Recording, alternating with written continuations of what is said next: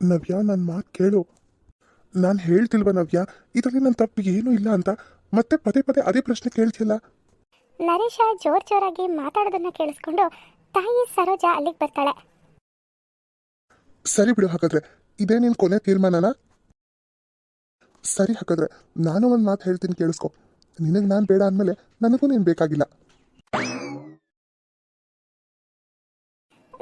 ನರೇಶ, ಯಾರ ಹತ್ರ ಮಾತಾಡ್ತಿದ್ಯಪ್ಪ? ಇನ್ಯಾರ ಹತ್ರ ಮಾತಾಡ್ಲಿ?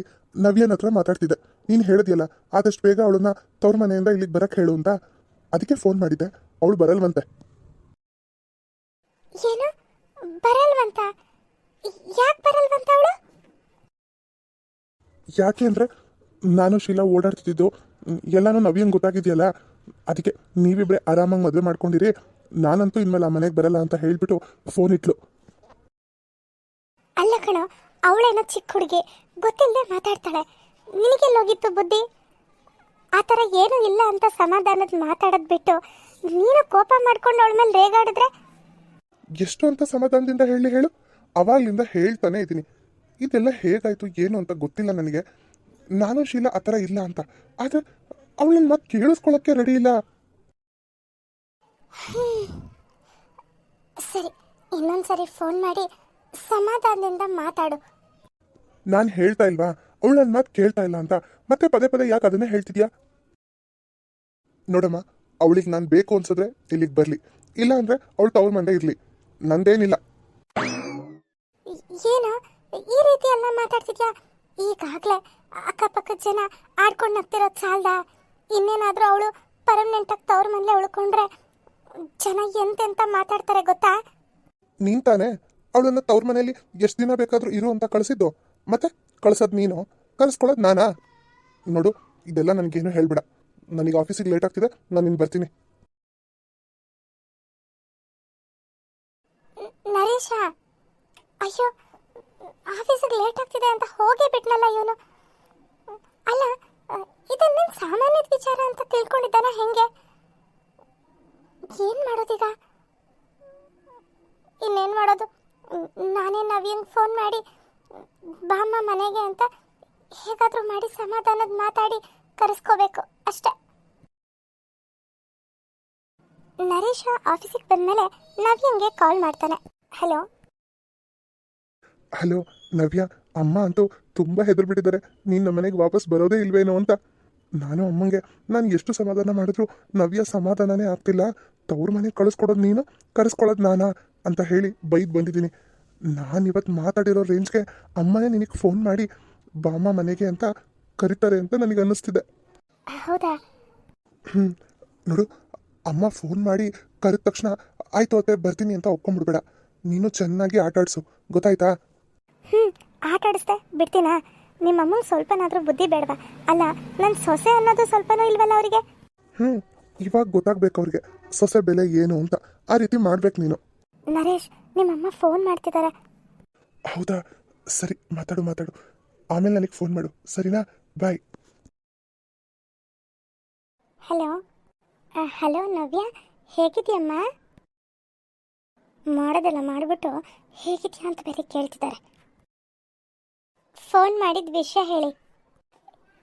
ಯಾಕಮ್ಮ ನವ್ಯ, ನಿಮ್ಗೆಲ್ಲ ವಿಷಯನೂ ಗೊತ್ತಿದ್ದು ಯಾಕೆ ಅಂತ ಕೇಳ್ತಾ ಇದ್ದೀರಾ? ನೀವಾದರೂ ನಿಮ್ಮ ಮಗಂಗೆ ಬುದ್ಧಿ ಹೇಳಬೇಕು ತಾನೆ? ದೊಡ್ಡವರಾಗಿ ನೀವೇ ಈ ರೀತಿ ಇದ್ದರೆ ನಾವೆಲ್ಲ ಏನು ಮಾಡೋದು ಹೇಳಿ? ಅಯ್ಯೋ ನವ್ಯ, ಅಂಥದ್ದು ಏನೂ ಆಗಿಲ್ಲಮ್ಮ. ಸುಮ್ಮನೆ ಈ ಅಕ್ಕಪಕ್ಕದ ಜನ ಎಲ್ಲ ತಪ್ಪು ತಿಳ್ಕೊಂಡಿದ್ದಾರೆ ಅಷ್ಟೇ. ನೀನು ಮನೆಗೆ ಬಾ, ನಿನಗೆ ಗೊತ್ತಾಗುತ್ತೆ. ಹೇಗೆ ತಪ್ಪು ತಿಳ್ಕೊಂಬಿಡ್ತಾರೆ? ಅವ್ರಿಗೇನು ಕಣ್ಣಿಲ್ವಾ? ನಾನಂತೂ ಅಲ್ಲಿಗೆ ಬರಲ್ಲ. ನವ್ಯ, ಒಂದೇ ಒಂದ್ಸರಿ ನೀನು ನಮ್ಮ ಮನೆಗೆ ಬಾ, ನನ್ನ ಮಾತು ಕೇಳು. ಅಲ್ಲ, ಇಷ್ಟೆಲ್ಲ ನಡೆದಿದ್ರು ಕೂಡ ನೀವಾದರೂ ಒಂದು ಮಾತಾದರೂ ಫೋನ್ ಮಾಡಿ ನನಗೆ ಹೇಳಿದ್ರ? ಇಲ್ಲ ತಾನೆ? ಈಗ ಮನೆಗೆ ಬಾ ಅಂತ ಕರಿತಿದ್ದೀರಾ? ನವ್ಯ ನೋಡಮ್ಮ, ಇದೆಲ್ಲ ಫೋನಲ್ಲಿ ಮಾತಾಡೋವಂಥ ವಿಚಾರಗಳಲ್ಲ. ನೀನು ದಯವಿಟ್ಟು ಮನೆಗೆ ಬಾ.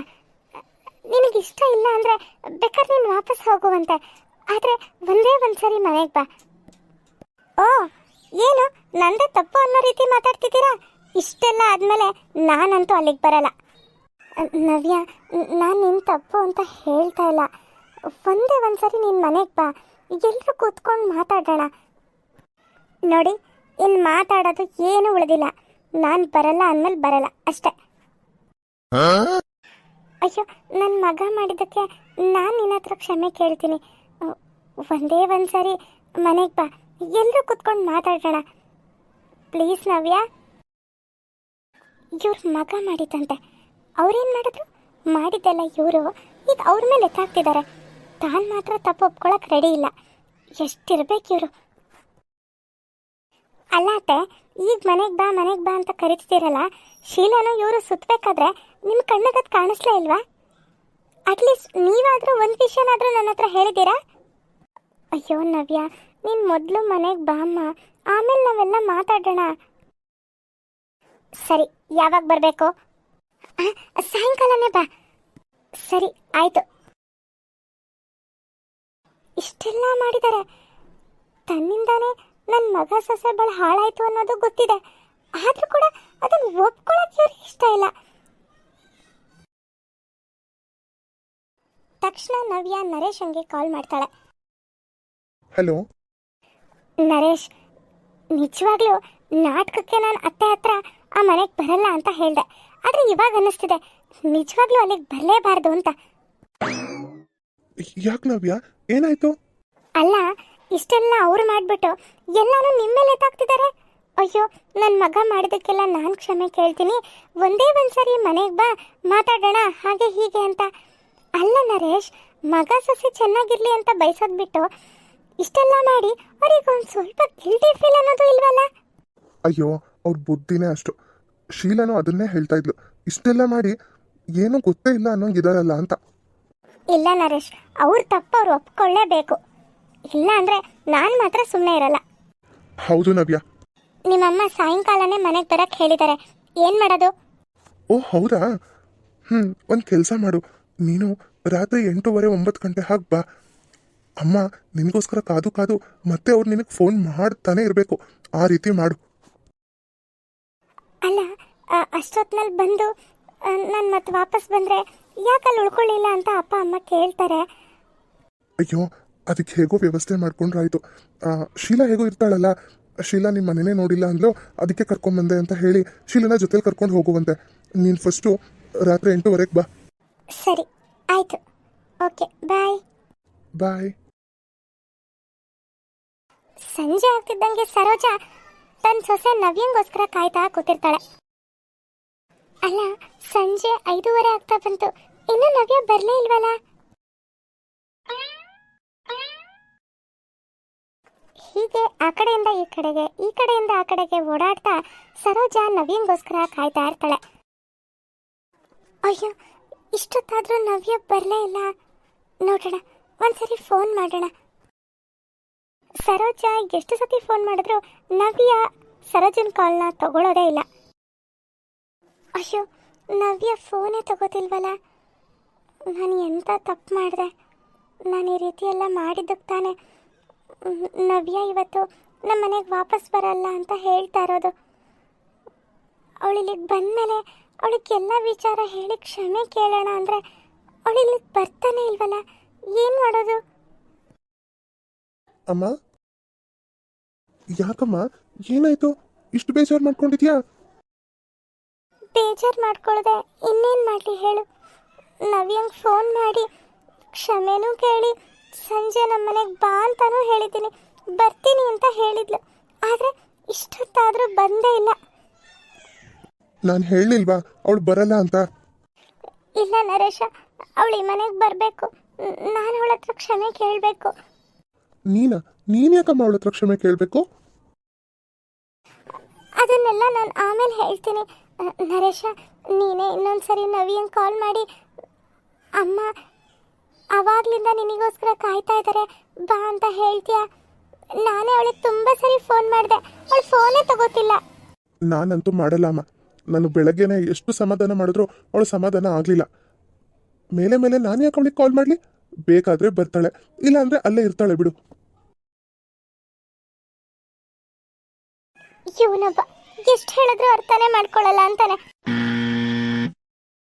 ಓ, ಯಾರೋ ಬಂದ್ರು, ನೋಡೋಣ ನವ್ಯಾನೇ ಇರಬೇಕು.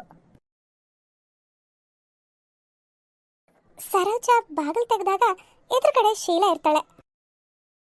ನೀನಾ? ಇದ್ಯಾಕಂಟಿ ಹೀಗೆ ಕೇಳ್ತಿದ್ದೀರಾ? ನಾನು ದಿನ ಕಾಲೇಜ್ ಮುಗಿಸ್ಕೊಂಡು ಇಷ್ಟೊತ್ತಿಗೆ ಮನೆಗೆ ಬರ್ತೀನಿ ತಾನೆ. ನಾನು ನಿನಗೆ ಹೇಳ್ತಾನೆ ಇದ್ದೀನಿ ತಾನೆ ಇನ್ಮೇಲೆ ಇಲ್ಲಿ ಇರಬೇಡ ಅಂತ. ಆಂಟಿ, ನಾನು ಇಲ್ಲಿ ಇರೋದ್ರಿಂದ ನಿಮ್ಗೇನು ತೊಂದರೆ ಆಗ್ತಿದೆ ಈಗ? ನೀನು ಇಲ್ಲಿ ಇರೋದ್ರಿಂದಾನೇ ನನ್ನ ಸೊಸೆ ನನ್ನ ಮನೆಗೆ ಬರ್ತಾ ಇಲ್ಲ. ಓ, ಅದಾ ನಿಮ್ಮ ಪ್ರಾಬ್ಲಮ್ಮು? ಸರಿ ಬಿಡಿ, ನಾನೇ ನವ್ಯಂಗೆ ಫೋನ್ ಮಾಡಿ ಮನೆಗೆ ಬನ್ನಿ ಅಂತ ಕರಿತೀನಿ. ಅಷ್ಟಾದರೂ ಮಾಡಿ ಪುಣ್ಯ ಕಟ್ಕೊ. ಮಾಡಿದ್ದೆಲ್ಲ ಇವರು ನನ್ನ ಮೇಲೆ ರೇಗಾಡ್ತಿದ್ದಾರೆ.